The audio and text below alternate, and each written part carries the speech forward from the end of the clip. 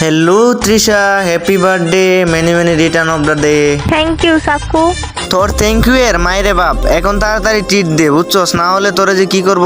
কিসের ট্রিট দিব? হ্যাঁ মানে তুই কি তোর বার্থডে ট্রিট দিবি না? কিসের ট্রিট? হ্যাঁ আমি কোনো ট্রিট টুট দিতে পারবো না, সর। আজকে আমার বার্থডেতে তুই গিফট করবি, কিছু একটা গিফট কর তাড়াতাড়ি।